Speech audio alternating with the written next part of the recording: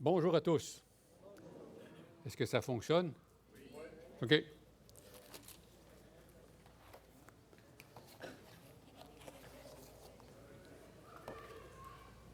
Est-ce que c'est moi qui mets la diapositive ou c'est...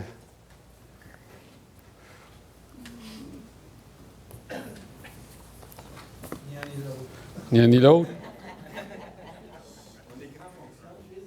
Non, celle-là ne fonctionne pas. Celle-là non plus. C'est pas grave.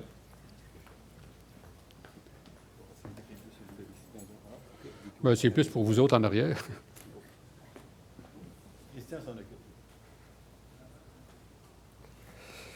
Alors, j'ai volontairement donné un titre mystérieux, énigmatique à mon message de ce matin, qui était annoncé depuis quelque temps dans le bulletin.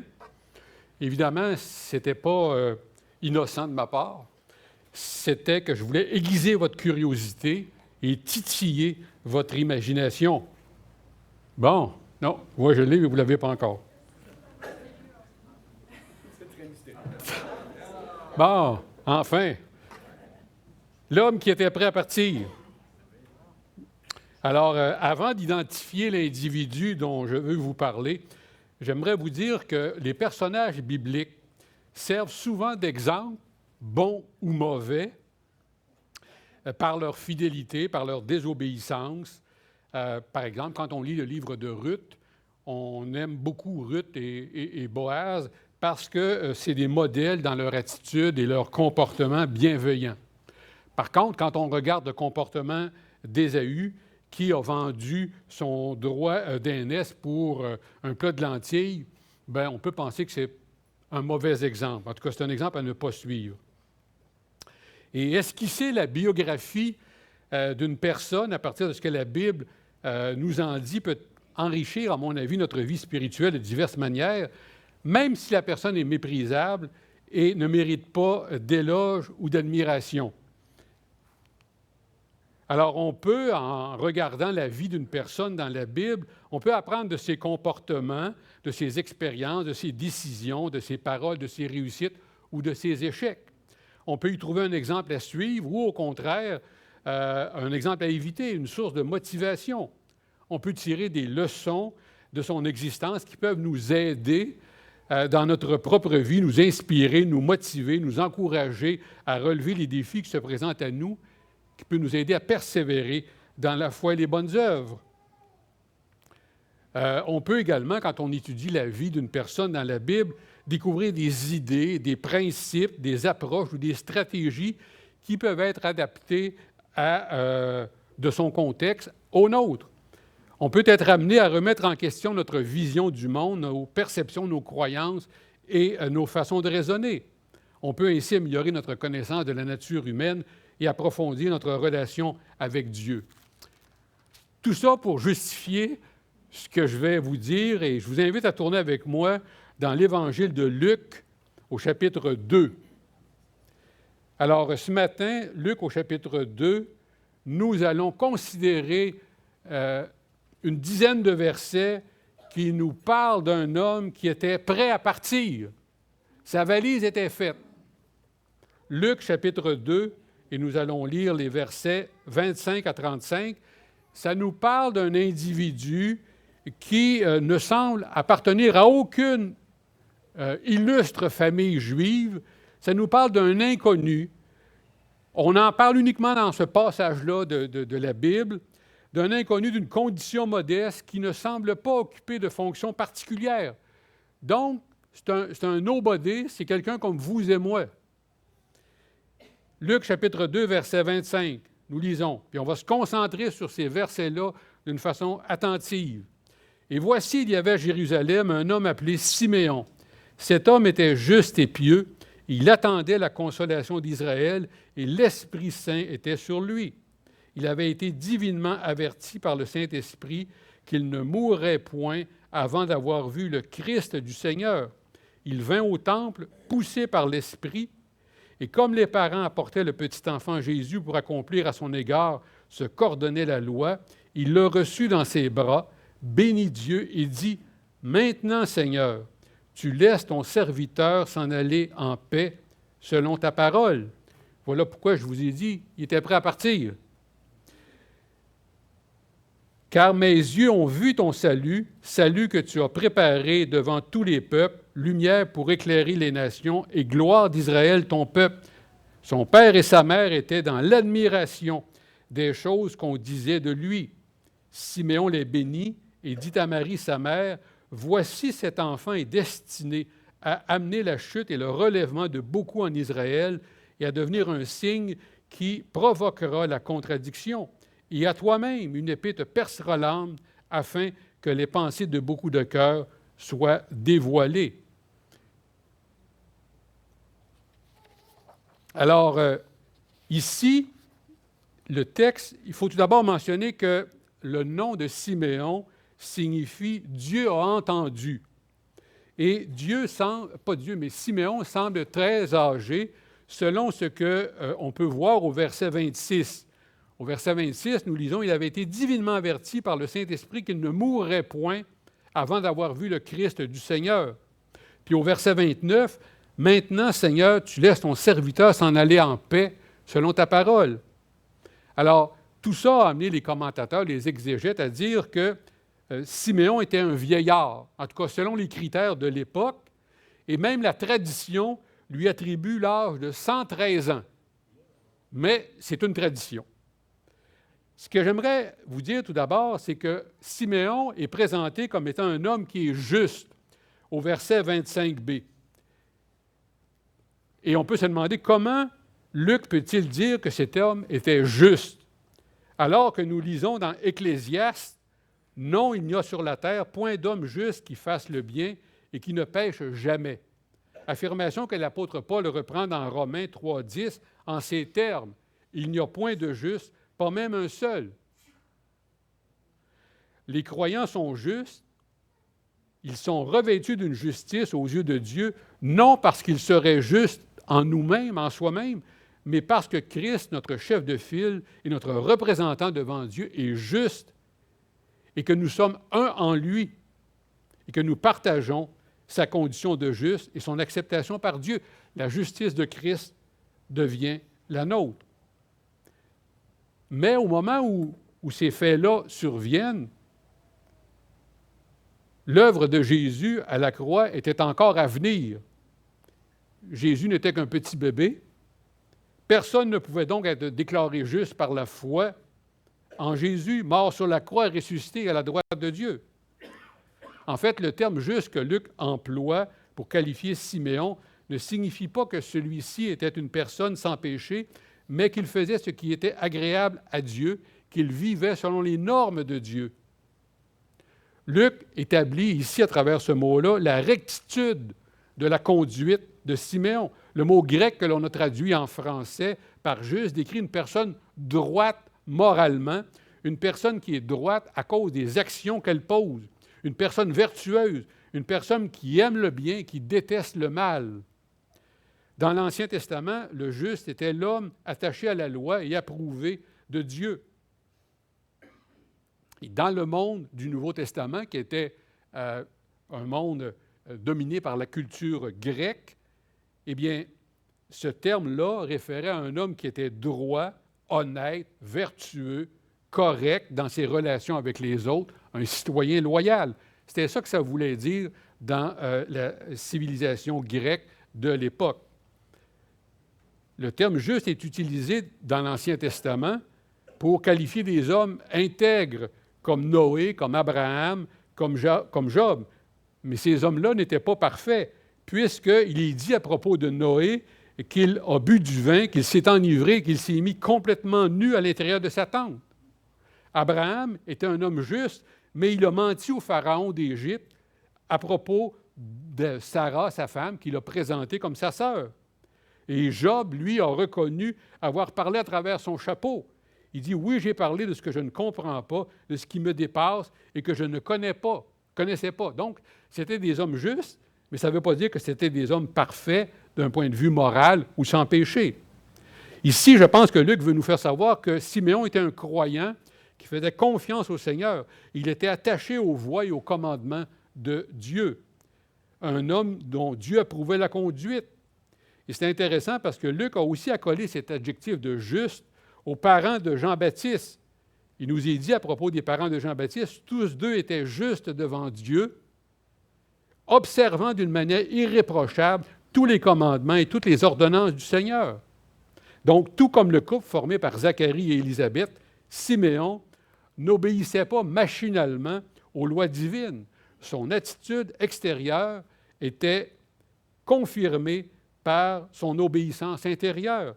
Il aimait le bien, il détestait le mal.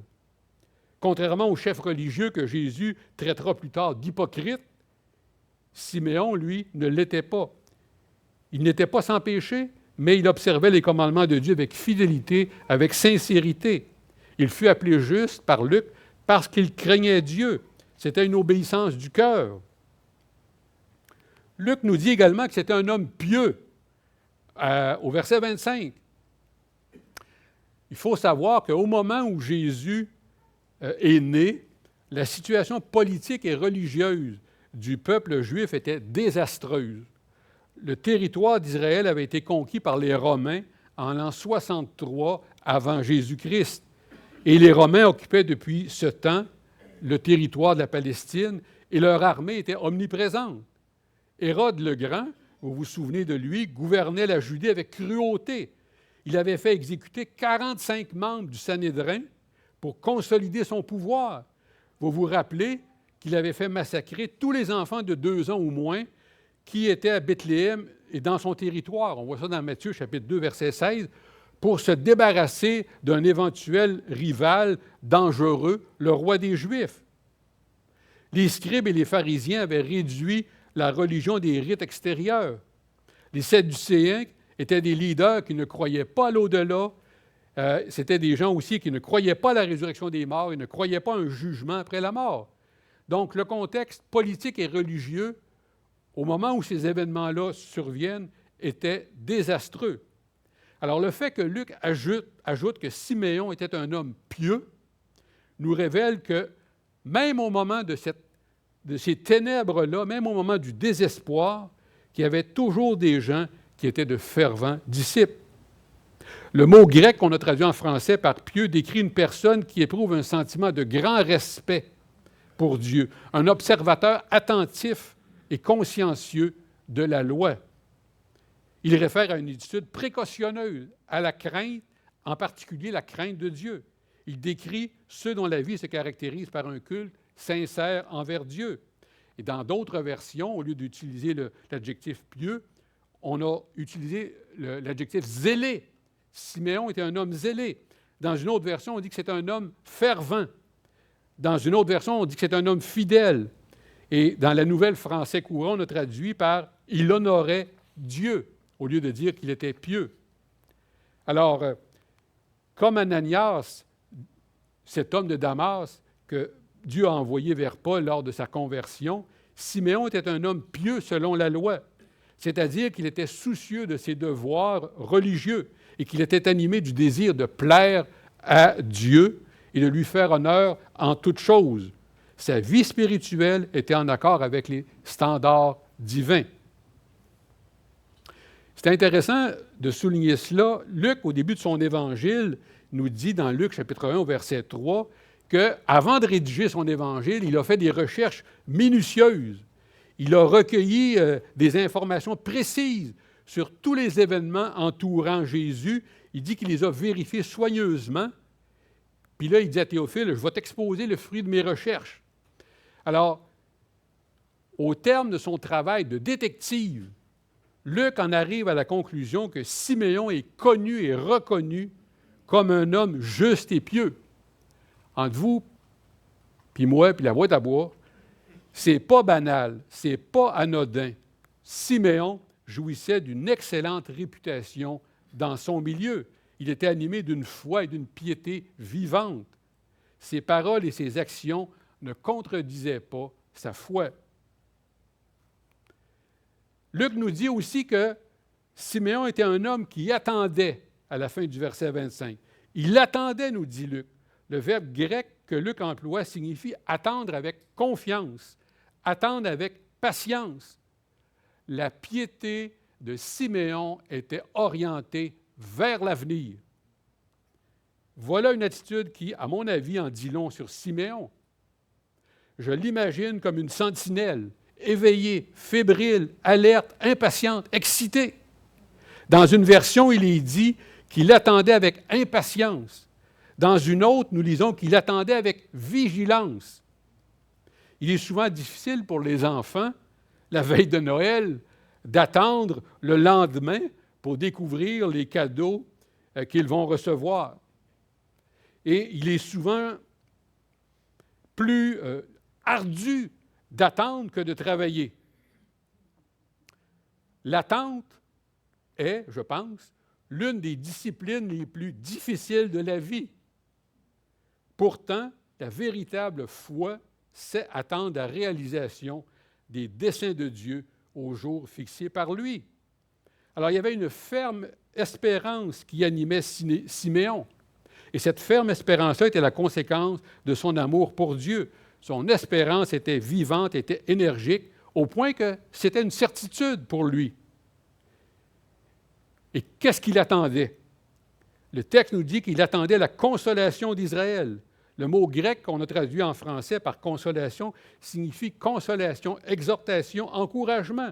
Au sens figuré, la venue du Christ est décrite comme étant la consolation d'Israël.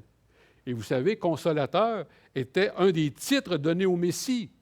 D'ailleurs, dans Jean, chapitre 14, au verset 16, Jésus promet à ses disciples de prier le Père pour qu'il leur donne un autre consolateur. Lui, Jésus, était le premier. Le Saint-Esprit, l'autre consolateur, allait demeurer éternellement avec eux. Alors, cette expression ici dans Luc possède la connotation de réconfort, d'encouragement, d'apaisement. Siméon, je vous l'ai dit tout à l'heure, n'était pas un personnage en vue dans son milieu. C'était un humble croyant qui attendait l'intervention de Dieu, la venue du Sauveur promis. C'était un des principaux aspects de l'espérance messianique. Et l'espérance messianique était un terme très cher à Ésaïe. Ce prophète-là avait annoncé que Dieu allait apporter la consolation à Israël dans de nombreux versets. Alors, par exemple, dans Ésaïe, chapitre 40, les versets 1 et 2, eh bien, ça commence par « Consolez, consolez mon peuple, dit votre Dieu ». Dans Ésaïe 49, 13, la même chose, car l'Éternel console son peuple. Puis Ésaïe le redit encore dans Ésaïe, chapitre 51, verset 12. « C'est moi qui vous console ». Dans Ésaïe 52, 9, l'Éternel console son peuple. Il le reprend, Ésaïe, dans 57, 18. « Je veux encore vous consoler ». Il le répète dans Ésaïe 61, 2. « Pour vous consoler tous les affligés, je vous consolerai, vous serez consolés » dans Ésaïe 66, 13. Donc, c'était une thématique extrêmement importante pour le prophète Ésaïe, que Dieu allait un jour apporter à son peuple la consolation. Dieu allait un jour opérer son salut, sa délivrance. Et ça animait l'espérance de Siméon. La fin du verset 26 nous confirme que Siméon attendait une personne précise, le Christ du Seigneur, nous dit le verset.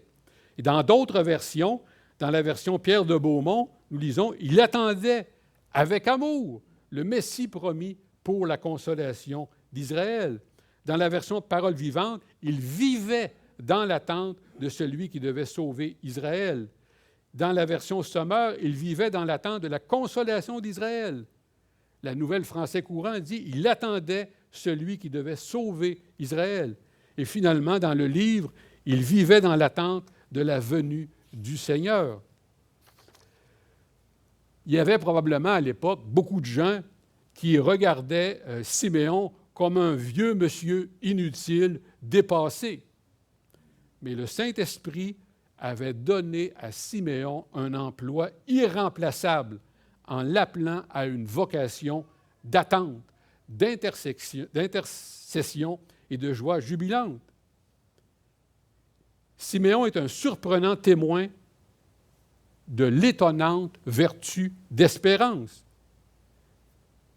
Et malheureusement, si vous êtes attentif, c'est une vertu qui n'existe plus beaucoup dans notre société autour de nous.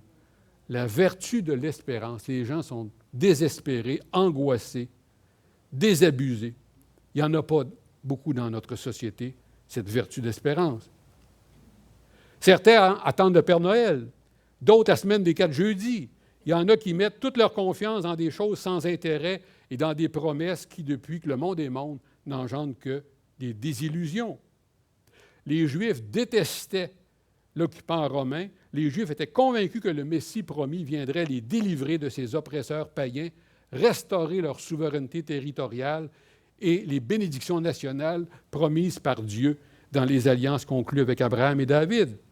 Les Juifs pieux priaient et exerçaient leur vigilance afin de discerner la venue du roi messianique au temps fixé par Dieu et connu de lui seul.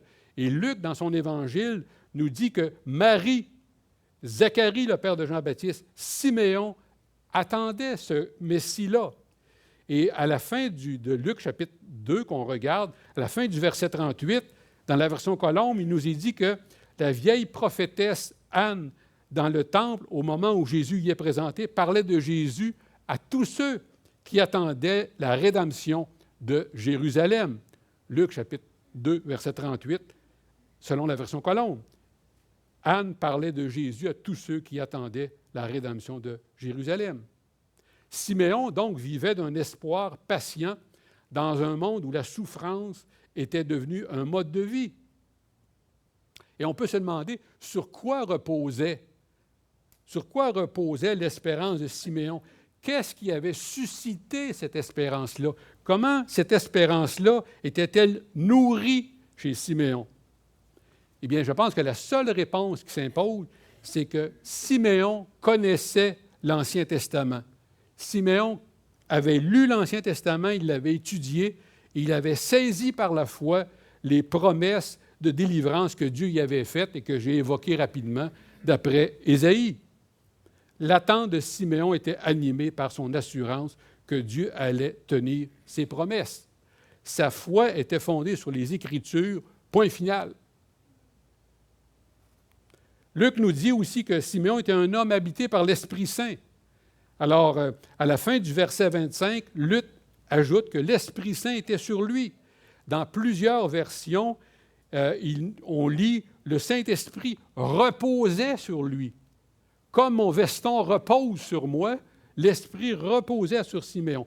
Non pas une fois de temps en temps, non pas occasionnellement, mais d'une façon continuelle, constante dans la vie de tous les jours. Le Saint-Esprit dirigeait ses pas, inspirait ses paroles.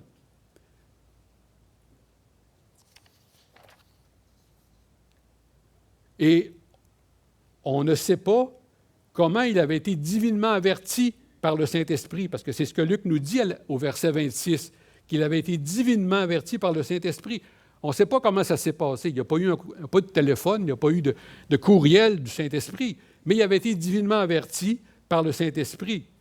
Chose certaine, Siméon était un homme qui était à l'écoute de Dieu, puisqu'il avait entendu, écouté, compris, cru le message que le Seigneur lui avait communiqué par le Saint-Esprit. Et quel était ce message-là? Dans la deuxième partie du verset 26, c'est qu'il ne mourrait pas avant d'avoir vu le Christ du Seigneur. Donc, le Saint-Esprit reposait sur Siméon, le Saint-Esprit parlait, mais Siméon était à l'écoute, Siméon était à l'affût et Siméon avait cru. Et on pourrait même dire que, d'après le verset 27, nous lisons qu'au verset 27, il a été poussé, il vint au temple poussé par l'Esprit. Donc, Siméon était également un croyant docile qui s'est laissé conduire au temple, poussé par l'Esprit, selon le verset 27. Siméon avait ressenti une impulsion divine pour se rendre au temple à un jour donné, à une heure précise, le moment même où Joseph et Marie allaient amener Jésus au temple. Dans une version, on dit « l'Esprit le fit venir au temple ». L'Esprit l'a incité à s'y rendre de façon à le faire assister à la présentation de l'enfant Jésus. Vous savez, dans une année, là, à ma connaissance, il y a 365 jours. Et parmi tous ces jours-là, il n'y en avait qu'un seul où l'enfant Jésus serait apporté au temple. Et certains diront, comme par hasard, Siméon était là. Non, non. Ce n'est pas le hasard, c'est l'Esprit qui l'a dirigé. Siméon n'était pas un itinérant. Problème de plus en plus crucial à Trois-Rivières. Siméon n'était pas un itinérant, ce n'était pas un sans domicile fixe, ce n'était pas quelqu'un qui allait user son fond de culotte au temple pour tuer le temps en attendant que le temps le tue. Il savait ce qu'il faisait, il fréquentait le temple parce qu'il aimait Dieu et qu'il entretenait une saine relation avec lui. Malgré son âge avancé, il n'avait pas déserté le temple pour se réfugier, je ne sais où, mais dans un RPA, dans une RPA ou dans un CHSLD. Même s'il appartenait à la tranche d'âge qui n'est plus active, Siméon ne constituait pas un poids mort pour la société. Le Saint-Esprit était sur lui, ce n'était pas un chômeur, ce n'était pas un débris. Alors, si comme moi, vous êtes retraité, vous ne devriez pas être des chômeurs dans l'Église de Jésus-Christ. Ça n'existe pas, des chômeurs dans l'Église de Jésus-Christ. Et Siméon n'était pas un chômeur. Le texte nous dit que c'était un homme doué de discernement, à la fin du verset 27 et au verset 28. Imaginez, à chaque jour, on apportait des animaux au temple pour le sacrifice. Et lors des fêtes comme Pâques, des dizaines de milliers de bêtes pouvaient être égorgées. Leur sang était recueilli et jeté sur l'autel. Imaginez le bruit des animaux, l'odeur du sang, la viande consumée sur l'autel, la musique, les Lévites, la beauté de l'édifice, tout ce brouhaha-là, tout ce va-et-vient-là, les éclats de voix, les cris des enfants, les pleurs des bébés, les plaintes et les bruits des animaux et des oiseaux tués pour être offerts en sacrifice. C'est ça le contexte. Conformément à la pratique qui est dictée dans Lévitique chapitre 12, 40 jours après la naissance de ses parents, de Jésus, ses parents l'ont présenté au temple. Et en voyant l'enfant dans les bras de Marie, Siméon, ce juif fidèle, a reconnu le Messie comme Dieu le lui avait promis avant sa mort. Il avait compris que Jésus, à la fois lumière des nations et gloire d'Israël, était l'accomplissement des desseins de Dieu pour le monde. Siméon ne s'est pas mis à la recherche de Jésus comme on se mettrait à la recherche d'un objet perdu ou d'un animal égaré. Non, il l'a reconnu. Il a discerné dans ce tout petit bébé que ses parents apportaient celui que l'Ancien Testament avait annoncé, le Sauveur que Dieu avait promis, que Dieu lui avait promis de voir. Dans sa rencontre avec Jésus, il discerne la réalisation de la promesse de Dieu selon laquelle il ne mourrait point avant d'avoir vu le Christ du Seigneur. Et les versets 34 et 35 révèlent que son discernement lui a permis de voir la croix derrière la crèche.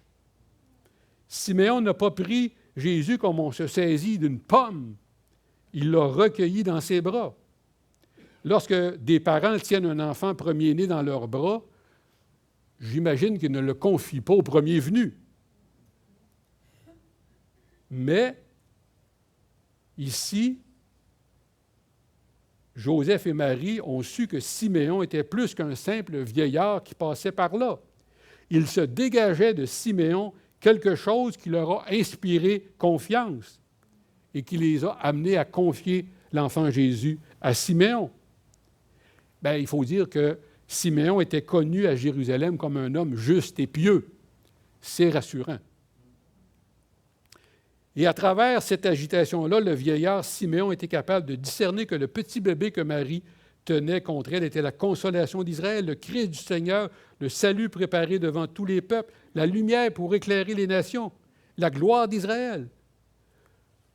Moi, en lisant ça, en méditant ça, j'ai eu le goût de dire « Wow, pépère Siméon, tu es peut-être vieux, mais tu as encore les yeux d'un aigle, un regard pénétrant. » Il a pris l'enfant dans ses bras, il l'a contemplé et il a entonné un cantique.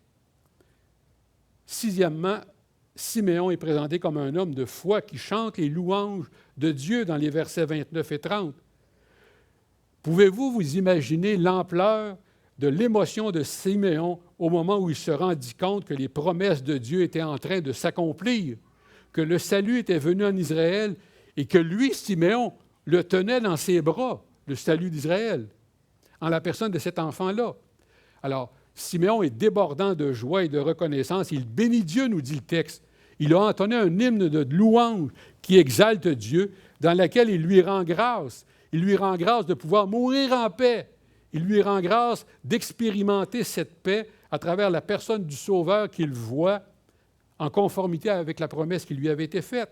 Il rend grâce d'avoir préparé ce salut qui est destiné à tous les peuples, qui éclairera toutes les nations et qui sera la gloire du peuple d'Israël dont il est issu.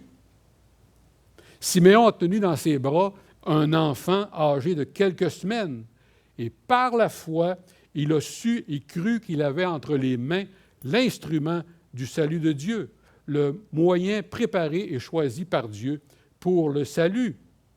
La promesse est réalisée, la parole est accomplie, le vieillard est comblé, il peut s'en aller en paix, il peut entrer dans la joie de son maître. Siméon, septièmement, est un homme qui parle avec autorité. Nous voyons ça dans les versets 31, 32 et 34, 35. Siméon prononce des paroles d'une portée prophétique. Il déclare que ce salut n'est pas pour une seule nation, mais pour tous les habitants de la terre. Il proclame que la délivrance divine s'étendra désormais au-delà d'Israël, à tous les peuples, nous dit la fin du verset 31, aux nations, nous dit le début du verset 32. Alors, ces paroles-là ne peuvent pas être assimilées aux élucubrations d'un vieux fou. Siméon incarne à lui seul l'espérance du peuple juif et des prophètes de l'Ancien Testament. Imaginez la surprise de Marie et de Joseph. Siméon les bénit et introduit dans le récit une note tragique qui contraste avec l'atmosphère de joie qui avait prévalu jusque-là. Il annonce à Marie des choses difficiles à dire et difficiles à entendre.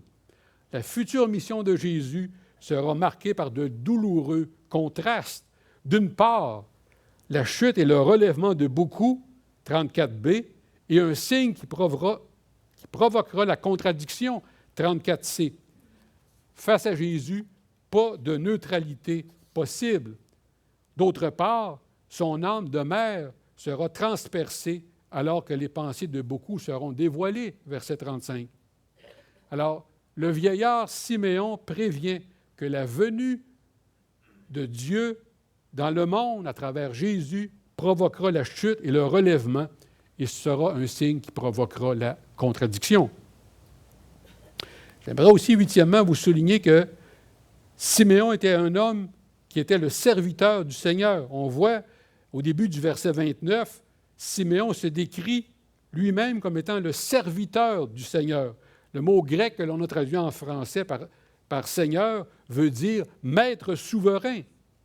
C'est un titre qui est utilisé ici pour décrire Dieu comme étant le Dieu souverain. Et quant au mot serviteur, eh bien, il désigne un esclave, c'est-à-dire quelqu'un dont la volonté disparaît complètement pour faire place à celle d'un autre. Et c'est un concept qui était connu des Israélites, ce concept de serviteur. Pour un Juif, le concept de serviteur, ça n'avait pas la connotation de corvée, mais plutôt d'honneur, de privilège. Et ce terme est utilisé pour des personnes comme Moïse, comme David, comme Élie. Tous ces hommes étaient des serviteurs ou des esclaves de Dieu. Selon Romains chapitre 12, verset 2, pour un chrétien, ce qui compte aujourd'hui, c'est la volonté de Dieu, bonne, agréable et parfaite. En tant qu'esclave de Jésus, le chrétien ne s'appartient plus, il appartient entièrement à son Seigneur, à son Maître Jésus. Pour être croyant, être esclave, ce n'est pas une condition imposée, mais la réponse à l'amour de Dieu. Nous lisons dans 2 Corinthiens, chapitre 5, versets 14-15, traduction parole vivante, « Nous sommes subjugués par l'amour que le Christ nous a témoigné. Il nous étreint, nous presse, il nous pousse en avant. La conviction à laquelle nous sommes arrivés et qui nous guide est celle-ci. Si un seul homme est mort pour nous tous, il s'ensuit que tous sont morts. Et pourquoi est-il mort pour tous? Pour que ceux qui ont été ressuscités à une vie nouvelle ne continuent pas à mener selon leur gré une petite vie égoïste, mais vivent pour celui qui est mort à leur place et qui fut ressuscité pour leur salut. » Voilà la mission de toute personne qui se dit chrétienne, qui est serviteur du Christ. Et finalement, il nous est dit au verset 29b que Siméon était un homme prêt à mourir parce qu'il avait rencontré Jésus. Au début du verset 29, il y a un mot qui m'apparaît très important, le « maintenant ». Maintenant, prononcé par Siméon, est un mot important. Ce mot-là nous dit que Siméon, qui avait été divinement averti par le Saint-Esprit qu'il ne mourrait pas avant d'avoir vu le Christ du Seigneur, est maintenant prêt à s'en aller. Maintenant qu'il a rencontré le Christ, maintenant que ses yeux l'ont vu par la foi le salut de Dieu, il mentionne à Dieu que son serviteur est prêt à mourir en paix. Le désir le plus cher de son cœur s'est accompli, il est comblé, il peut mourir en paix. Qu'est-ce qu'on doit maintenant retenir de tout cela? Eh bien, Siméon est un homme, à mon avis, qui est digne d'intérêt. La Bible est peu bavarde à propos de Siméon. Les 11 versets qu'on vient d'examiner sont les seuls dans la Bible qui nous parlent de lui. Dans la société de son époque, Siméon était probablement ce qu'on appelle aujourd'hui un laïc, comme vous et moi. Il ne faisait pas partie du clergé juif. Mais Luc nous le présente comme un vieil homme exemplaire. L'usure de l'âge ne l'avait pas vidé de ses belles vertus. Il menait une vie exemplaire. Il était un juif modèle, une source d'inspiration pour les jeunes. Il jouissait d'une bonne réputation. Il était tenu en haute estime par ceux qui le connaissaient. Et on peut se poser la question, est-ce que ceux qui nous côtoient peuvent en dire autant de nous? Il est dit de Siméon qu'il était un homme pieux. Selon André Adoul, l'homme pieux cultive l'amitié de Dieu et veille, quoi qu'il en coûte, à marcher devant lui instant après instant. Dominique Angers, lui, écrit « Être pieux, c'est rendre à Dieu l'honneur qui lui est dû dans nos pensées comme dans notre comportement extérieur. C'est le glorifier et l'honorer, chercher coûte que coûte à lui plaire. C'est faire la joie de notre Seigneur. » Siméon se distinguait, se démarquait des gens de son époque par le fait qu'il était un homme juste et pieux. Ce qui m'amène à vous poser la question, en quoi votre foi vous rend-elle différent des gens qui ne sont pas chrétiens? Jésus a dit de Jean-Baptiste qu'il était vraiment comme un flambeau que l'on allume pour qu'il répande sa clarté. Jean chapitre 5, verset 35, version Sommeur. Siméon était aussi une lampe qui brillait dans les ténèbres spirituelles de son époque. Vous et moi, nous sommes appelés à être la lumière du monde. On a vu que Siméon était rempli du Saint-Esprit. Le Saint-Esprit reposait sur lui. Selon l'enseignement que Paul a délivré aux Corinthiens, le corps du chrétien est le temple du Saint-Esprit. Et le Saint-Esprit habite en nous. Alors, le croyant habité par le Saint-Esprit doit apprendre à collaborer avec l'Esprit de Dieu et à être à l'écoute de sa volonté, comme Siméon était à l'écoute. Cela implique d'être ouvert à ce que l'Esprit voudrait faire et ne pas prendre nos désirs pour sa volonté. D'autre part, quel fruit de l'Esprit portons-nous? Si l'Esprit habite en nous, si l'Esprit repose sur nous, portons-nous les fruits dont il est question dans Galates, chapitre 5, versets 22 et 23, l'amour, la joie, la paix, la patience, l'amabilité, la bonté, la fidélité, la douceur, la maîtrise de soi. Qu'en est-il de votre connaissance de la Bible? Je vous ai dit que Siméon, lui, connaissait très bien l'Ancien Testament. Voilà pourquoi il avait saisi les prophéties concernant la venue d'un consolateur. Siméon connaissait très bien l'Ancien Testament. Il l'avait compris, avait cru son message. Voilà pourquoi il vivait à l'heure de Dieu et attendait avec foi et sérénité l'accomplissement de ses promesses. Aujourd'hui encore, l'attente et l'attitude de quiconque a compris les Écritures. Paul écrit aux Philippiens, « Nous sommes citoyens des cieux, d'où nous attendons aussi comme sauveur le Seigneur Jésus. » Dans 2 Pierre, chapitre 3, versets 13-14, nous lisons « Nous attendons, selon sa promesse, de nouveaux cieux, une nouvelle terre où la justice habitera. » C'est pourquoi, bien-aimés, en attendant ces choses, appliquez-vous à être trouvés par lui sans tache et irréprochable dans la paix. Vivez-vous comme Siméon, dans l'attente de Jésus, de son retour? Je ne sais pas combien de jours de sa vie Siméon a passé au temple, mais le jour où on lui a apporté Jésus, Siméon se trouvait au temple. Il n'a pas raté le rendez-vous de sa vie. Peut-être que vous êtes ici ce matin parce que Jésus vous a donné rendez-vous. Si c'est le cas, ne manquez pas ce rendez-vous. C'est poussé par l'Esprit que Siméon est allé au temple. Venir ici, dans ce lieu de culte, par habitude, ou pour faire comme tout le monde, c'est mieux que de ne pas venir du tout. Mais c'est nettement préférable d'y venir poussé par l'Esprit. Comme Siméon. On est alors sûr de trouver ce que Siméon a trouvé, Jésus. Être chrétien, cela veut dire être serviteur du Seigneur. En tant qu'esclave de Jésus, le chrétien ne s'appartient plus car il appartient entièrement à la volonté, entièrement à son maître. En tant qu'esclave, ce qui compte aujourd'hui pour le chrétien, c'est la volonté de Dieu qui est bonne, agréable et parfaite, selon Romains chapitre 12, verset 2, version Darby. Le texte nous dit que Siméon est mort sans avoir vu et entendu Jésus 12 ans plus tard, frappé d'étonnement les docteurs de la loi réunis dans le temple. Luc chapitre 2, versets 41-47.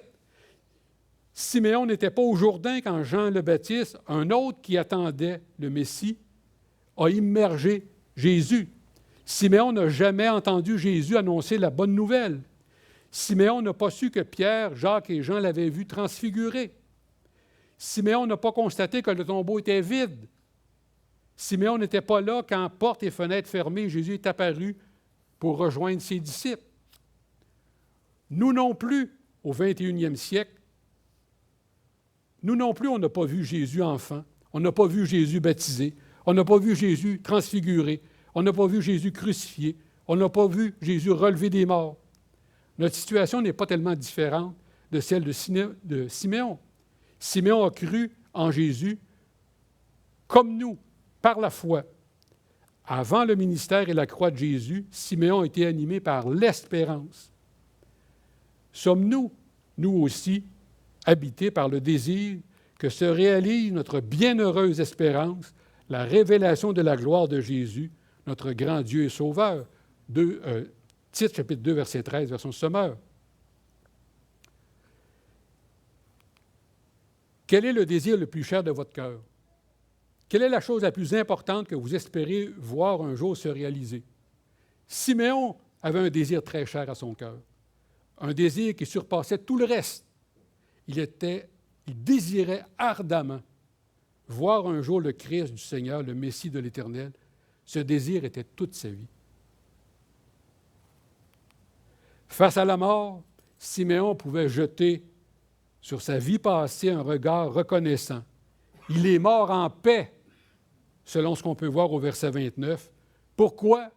Parce qu'il avait vu, selon le verset 30, le salut de Dieu. Il avait personnellement rencontré le Christ du Seigneur. J'espère que vous avez fait cette expérience-là. Je termine. Si vous regardez la télévision, il y a un directeur de funérailles à Trois-Rivières qui fait régulièrement de la publicité télévisée pour inviter les mortels que nous sommes à conclure avec lui un contrat d'arrangement funéraire préalable établissant à l'avance les dispositions à prendre au moment de notre décès. Le transport du corps, la thanaxopraxie, la crémation et l'achat d'un cercueil, d'une urne de fleurs, etc. Mais le plus important, c'est de se préparer pour l'au-delà, afin de mourir en paix. Comme Siméon, le prophète Amos disait, « Prépare-toi à la rencontre de ton Dieu. » C'est ce qu'il disait au peuple d'Israël, et c'est ce que je vous demande ce matin. Êtes-vous prêt à rencontrer Dieu? Prions. Seigneur, merci d'avoir permis que Luc consigne dans son Évangile ces quelques versets à propos de Siméon. Nous avons vu en lui des vertus qui nous inspirent, que nous aimerions voir dans nos vies. Seigneur, transforme-nous, renouvelle nos facultés pour qu'on devienne de plus en plus semblable à Siméon et au Seigneur Jésus qui l'attendait avec impatience. Merci, Seigneur, pour ta patience. Merci parce que tu as commencé en nous une œuvre et que tu la poursuis et que chaque jour, tu nous transformes et tu nous prépares. Donne-nous d'être patients, d'être persévérants, de regarder en avant, de regarder vers le Seigneur Jésus qui revient bientôt. Merci pour cette espérance, pour cette certitude qui nous anime. Amen.